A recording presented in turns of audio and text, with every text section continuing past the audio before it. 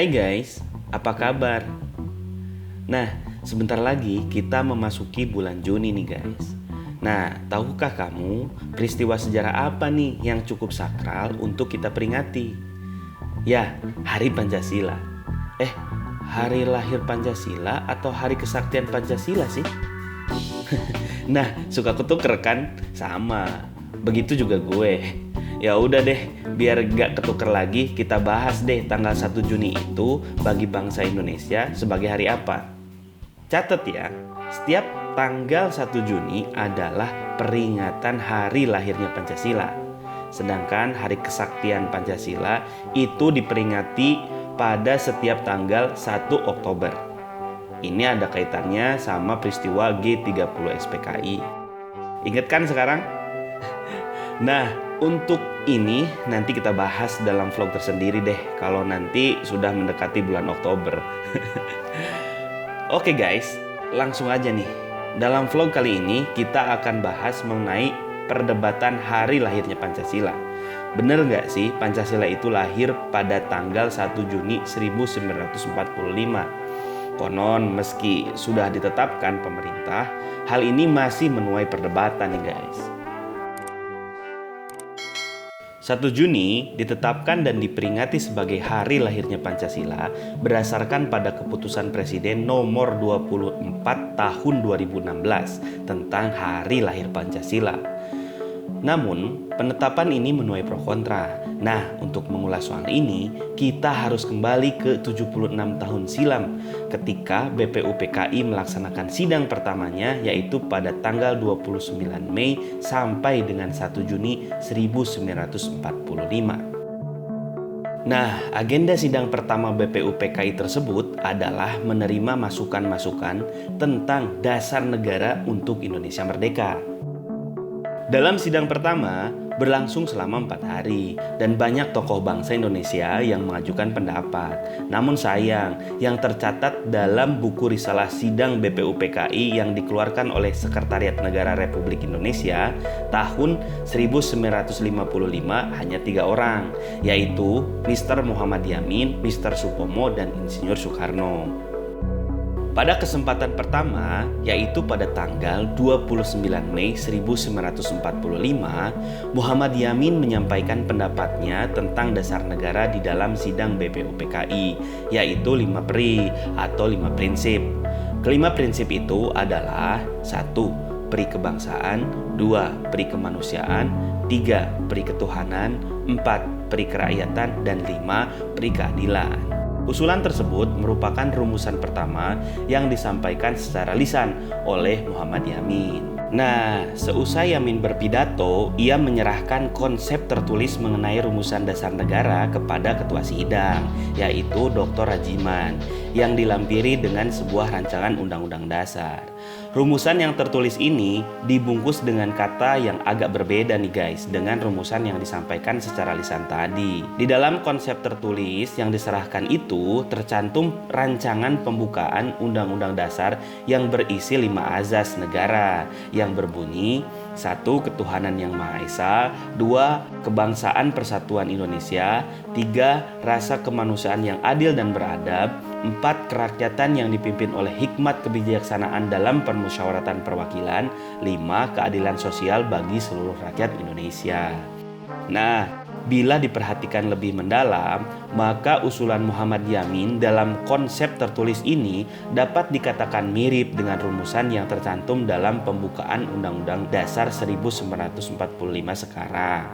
Bila istilah kebangsaan pada azas kedua dicoret dan kata rasa pada azas ketiga pun dicoret, kemudian azas kedua dan azas ketiga dipertukarkan letaknya satu sama lain, maka usulan tersebut persis atau tepat dengan yang tercantum dalam pembukaan Undang-Undang Dasar 1945.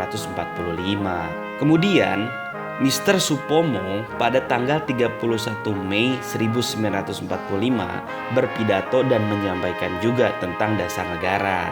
Nah, dasar negara yang disampaikan berisi 5 azas, yaitu 1. Persatuan, 2. Kekeluargaan, 3. Keseimbangan lahir batin, 4. Musyawarah, dan 5. Keadilan rakyat. Menurut sebagian para ahli, Usulan kelima azas dasar negara Mr. Supomo ini diberinya nama dengan Pancadharma. Pengusul terakhir yaitu Insinyur Soekarno. Insinyur Soekarno berkesempatan berpidato dan mengusulkan dasar negara pada tanggal 1 Juni 1945. Mengenai isi pidatonya tidak banyak berbeda dengan pembicaraan sebelumnya. Di sini, Insinyur Soekarno juga menyampaikan 5 azas untuk dasar negara itu. Kelima azas itu adalah: 1. Kebangsaan Indonesia.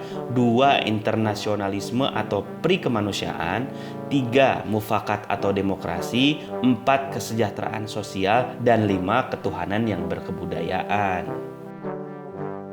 Dari pengusul atau pembicara pada sidang itu, ternyata pidato Insinyur Soekarno mendapatkan perhatian yang besar dari para anggota sidang. Hal ini disebabkan oleh beberapa hal, antara lain: pertama, pidato Insinyur Soekarno disampaikan dengan suara yang penuh semangat dan bahasa yang terpilih. Karena Soekarno memang terkenal sebagai juru pidato yang ulung, sehingga seringkali pada akhir kalimatnya mendapat tepuk tangan dari hadirin. Yang kedua, usul mengenai nama dasar negara, yaitu Pancasila, Trisila, dan Ekasila.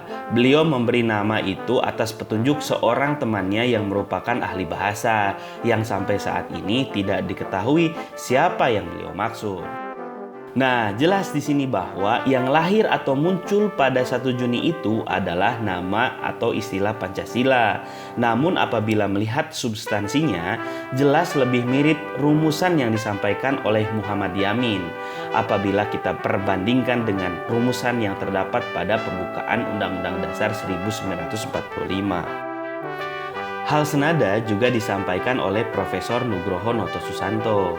Dalam tulisannya yang berjudul Perumusan Dasar Negara, Prof. Nugroho membandingkan perumusan Pancasila yang diusulkan Insinyur Soekarno dan Muhammad Yamin dengan yang tercantum dalam pembukaan Undang-Undang Dasar 1945. Beliau menyatakan mungkin rumusan tertulis Muhammad Yamin lah yang agak mendekati, bukan rumusan Insinyur Soekarno. Pendapat Prof. Nugroho ini diperkuat lagi oleh seorang sarjana Belanda, B.J. Bolland, dengan menyatakan Pancasila itu ternyata adalah karya Muhammad Yamin dan bukan karya Soekarno.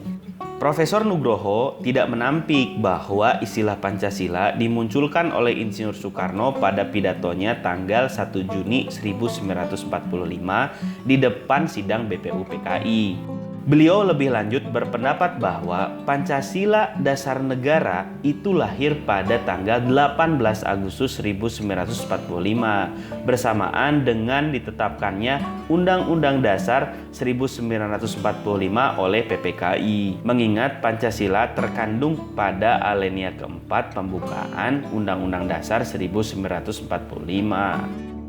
Nah guys, terlepas dari pro dan kontra terkait penetapan hari lahirnya Pancasila, secara teknis bernegara memang perlu untuk ditetapkan hari di mana Pancasila dapat diperingati. Selamat hari lahir Pancasila ya guys.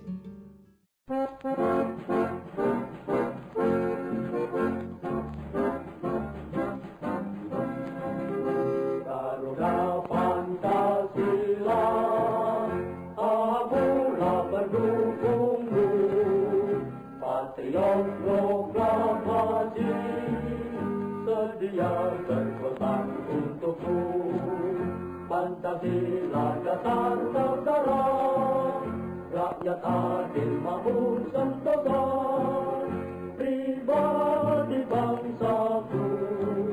Ayo maju, maju, ayo maju, maju, ayo maju, maju.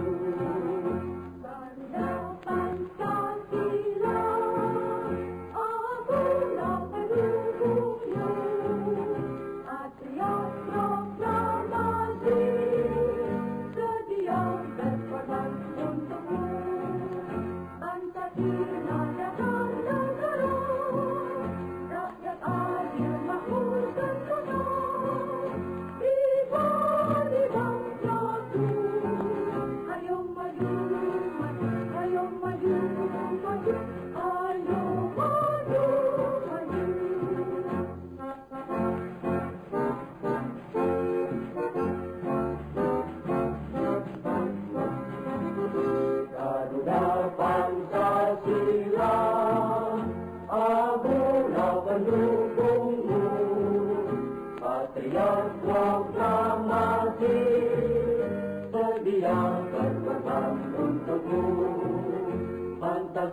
Pancasila dasar negara, rakyat adil makmur sentosa, pribadi bangsaku.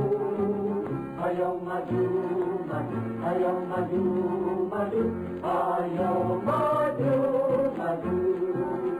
Garuda Pancasila, akulah pendukungmu. Patriot proklamasi, sedia berkorban untukmu. Pancasila dasar negara, rakyat adil makmur sentosa, pribadi bangsaku. Ayo maju, maju, ayo maju, maju, ayo maju.